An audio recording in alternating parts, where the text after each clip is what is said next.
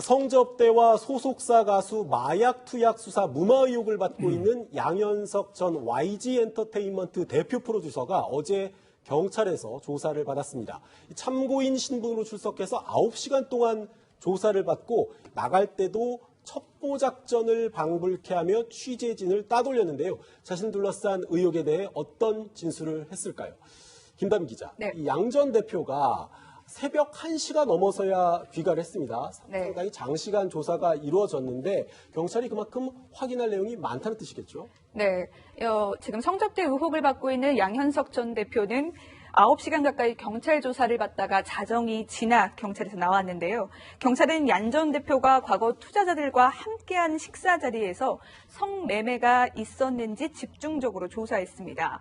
과거 2014년 7월 양 전 대표가 서울의 한 고급 식당에서 외국인 재력가들에게 성접대를 제공했다는 의혹이 제기됐고 경찰은 곧바로 내사에 착수했습니다. 경찰은 이 식사 자리에 동석한 가수 싸이와 유흥업소 종사자들도 잇따라 불러 조사를 했는데요. 다만 경찰은 이번에 정식 수사가 아닌 만큼 양 전 대표를 피의자 신분이 아닌 참고인 신분을 불러 조사했습니다. 참고인 신분으로 조사를 했습니다. 저희가 어제 사건 상황실 방송 중에 양 전 대표의 소환이 초읽기에 들어갔다 이렇게 얘기했는데 저희 방송이 끝나고 2시간도 안 돼서 출석이 이루어졌고요. 이미 서울지방경찰청 광역수사대로 들어간 이후에 양 전 대표를 조사하고 있다는 소식이 알려졌습니다.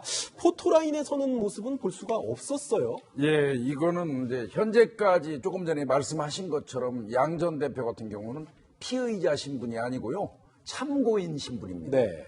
참고인 신분인 경우는 그 사람이 출석하는 날짜까지 그 사람하고 조율하도록 돼 있어요. 일방적으로 경찰에서 몇 시까지 출석해라 이렇게 지정할 수 없는 신분이거든요. 네. 그러다 보니까 양 전 대표 같은 경우는 자신이 적정하게 맞는다고 판단되는 날짜 시간을 조율을 했던 걸로 보이고요. 일단 제가 볼 때는 언론 노출을 좀 피하기 위해서 나름대로 경찰하고 시간을 조율해서 변호인 대동하에 슬쩍 들어간 걸로 이렇게 보여집니다. 네. 참고인 신분으로 조사를 했고 오후 4시부터 오늘 새벽 1시까지 조사를 받았습니다. 9시간 조사를 받았는데 지금까지 언론을 통해 제기됐던 성접대 의혹 전반에 대한 조사가 이루어졌겠죠, 변호사님? 맞습니다. 참고인이라고는 하지만 말이죠. 그 불거진 성접대 의혹에 대한 전반적인 조사를 했다고 봐야죠. 네. 그 전에 싸이를 불러서 9시간 조사를 했고요. 정마담도 또 조사를 했습니다. 그리고 유흥업소 종사자 10여 명도 조사를 했고요. 지금 불거진 의혹은 뭐냐면 먼저 우리나라에서 그 조로우라는 사람이 들어왔을 때 첫날 들어오는 날하고 그다음에 그 다음 날 연이어서 성접대를 했다는 의혹이 있고요. 그다음에 그 모나코와 프랑스로 한 달 후에 말이죠. 또 원정 성매매를 갔다는 의혹이 있습니다. 이와 관련해서 과연 양현석이 그와 관계돼 있는지 그리고 성매매가 있었다면 있었는지 그리고 그 성매매를 알선했는지 이런 것들을 집중적으로 조사했을 겁니다. 경찰은 성매매를 실제로 실행한 것으로 보이는 핵심 인물 정마담 그리고 조로우의 식사 자리와 술 자리에 동석했다고 알려진 싸이에 대한 조사를 이미 양현석 전 대표에 앞서서 했습니다. 그러니까 이 수사 내용을 바탕으로 진술 내용을 바탕으로 양 전 대표를 파악했겠죠. 네.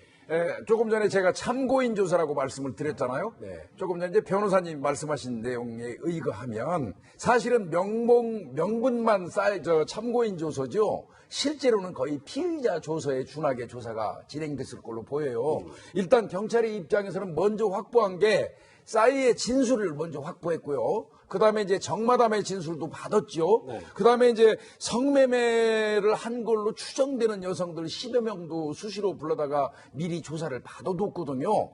그런 것 등등을 전부 취합한 상태에서 최종적으로 양현석 전 대표를 불러다가 이제 아마 경찰이 거의 피의자 신문 조서 형태로 네.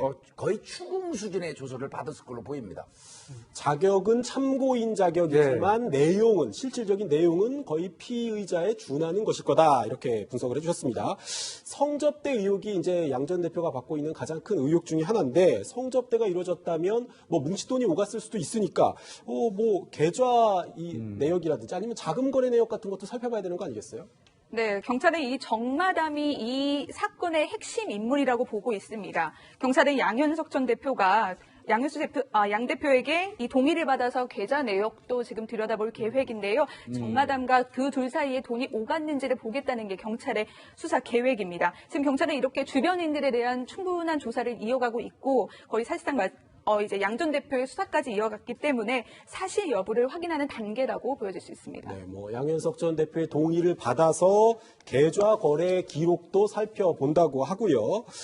일단 양 전 대표는 보도가 나오긴 했지만 성접대 의혹은 사실이 아니다 이렇게 얘기를 했습니다. 그런데 귀가하는 모습을 보니까 뭐 대한민국에 있는 모든 언론사들이 사실 서울지방경찰청 뭐 출구란 출구 쪽은 다 지키고 있었는데 차에 타고 그냥 뭐 자신의 얼굴도 꽁꽁 가린 채 도망치듯이 사라져 버렸어요. 저렇게 뭐 의혹이 사실이 아니라고 당당하다고 한다면 귀가할 때 저렇게 뭐 얼굴도 몸도 꽁꽁 숨길 이유가 있나요? 글쎄요 말입니다. 본인은 14일 날 공식 입장이 이 자체가 사실은 치욕적이고 조사를 통해서 모든 게 밝혀질 거라고 얘기를 했고 아주 당당하게 얘기를 했는데 어제 모습은 사실은 무슨 뭐 피의자 같은 이런 모습을 너무 가지고 있어갖고 차라리 당당하게 들어가서 기자들 때 입장을 밝히고 그다음 나올 때도 이렇게 했으면은 의혹 자체가 그래도 좀 국민들이 납득이 되는 건데 지금은 사실은 이 상황을 국민들이 뭐지? 이런 좀 의아한 상황 아닌가 싶습니다. 저도 뭐 사건팀장을 하면서 서울경찰청에 한동안 출입을 했지만 광역수사대가 1층에 있어요. 그래서 지하까지 굳이 나오지 않고도 입구 출구로 나오기가 정말 편한데 지하 5층 주차장까지 가서 차를 타고 나왔단 말이죠. 하여튼 양 전 대표 같은 경우는 최초의 성접대 의혹을 제기했던 언론사 기자 쪽에 성접대는 혐의 없음으로 종결될 거다 이런 취지의 문자 메시지를 보냈다고 해요. 조사도 안 받았던 시점에서 수사 결과를 어떻게 보면 예견하고 있는 듯한 내용인데 이게 뭐 근거 있는 자신감인지 아니면 이런 말을 하면 사실 불필요한 오해만 받는 거 아닙니까? 아니 그러니까 저도 이게 좀 답답하더라고요. 이 양 전 대표의 이 성접대 의혹을 제기한 그 언론사 있지 않습니까? 거기 이제 아마 그 담당 PD라든지 하는 분들한테 이런 내용을 보냈대요. 조만간 경찰에서 혐의 없음으로 내사 종결될 것이라는 그렇게 알고 있다 이렇게 얘기를 했다는 거예요. 그러니까 그 방송을 보도했던 그 내용을 보도했던 방송에서는 황당한 느낌을 지울 수가 없겠죠. 그래서 저는요, 진짜 조만간 내사 종결이 될 것이라는 이야기를 누구에게 들었는지. 네. 이거 누구에게 들었는지를 반드시 좀 따져봐야 된다고 생각이 들고요. 이거는 수사 실무자들 맥 빠지게 하는 소리거든요. 네. 지금 저 주말도 반납하고 버닝썬 욕을 어마어마하게 얻어먹어가면서 지금 몇 달째 지금 집에도 못 가고 수사하는 수사관들 입장에서는 아직 수사 종료도 안 됐는데 수사 중인데 조만간 내사 종결될 거라고 이렇게 얘기를 한다면 그 얘기를 해준 누군가가 있을 거 아닙니까? 그럼 그 사람을 찾아야 되겠죠. 이미 뭐 윤총경과의 뭐 유착 의혹도 불거진 상황에서 이런 식으로 수사 결과를 예단하는 것 때문에 말씀해 주신 것처럼 수사를 받고 있는 경찰관들은 화가 단단히 났을 것 같습니다. YG 양현석 전 대표와 YG에서 한솥밥을 먹었던 승리의 근황도 포착이 됐습니다. 이틀 전에 성매매와 성매매 알선, 횡령 등 무려 7가지 혐의로 검찰에 사건이 넘겨졌는데 바로 이날 아주 뜻밖의 장소에서 승리의 모습이 포착됐어요. 예, 모 매체의 이제 독자가 제보를 한 내용인데요. 6월 25일입니다. 이때 서울 강남구 논현동에 고급 스파가 있는데요. 이 스파가 이제 아주 천연광석을 이용한다든지 뭐 독소나 노폐물 같은 걸 그 천연광석을 이용해서 뺄 수 있는 고급 스파라고 그래요. 프라이빗 고급 스파라고 할 수 있겠죠. 여기에서 이제 포착이 됐다는 건데 아주 여유로운 모습이었다. 그래서 뭐 땀을 흘리는 모습 이런 것들이 보였다 이런 얘기인데요. 근데 뭐 그렇게 갈 수 있는 것이죠 스파에. 근데 그날이 공교롭게도 경찰에서 검찰로 이제 사건이 송치되는 날 아닙니까? 그래가지고 승리가 이렇게 7가지 혐의로 경찰에서 검찰로 송치되는 마당에 좀 저렇게 여유로운가 뭐 이런 어떤 구설수 아니면 또 뭐 구설수 뭐 이런 거에 오르내리고 있습니다. 네, 뭐 불구속 상태로 조사를 받고 있으니까 도피하는 게 아니면 어디든지 갈 자유가 있는 건 맞는데 자숙하는 모습이라고 보기는 조금 어려워서 이런 구설이 끊이지 않는 것 같습니다. 승리의 절친들, 단체 대화방 멤버들의 재판 소식도 살펴보죠. 성폭행 혐의로 재판에 넘겨졌던 정준영 씨, 최중훈 씨의 재판도 시작이 됐습니다. 나란히 출석을 했는데 말이 조금씩 바뀌는 것 같아요. 뭐 경찰 출석할 때만 해도 정준영 씨는 자신의 제기된 모든 혐의를 인정한다 그랬는데 했는데 그간 혐의가 무거운 집단 성폭행 혐의가 추가돼서 그런지 합의에 의한 성관계다 이런 주장을 하고 있어요. 네, 오늘이 이들의 공판 준비 기일이었는데요. 나란히 출석한 이들은 혐의에 대해서 부인했습니다.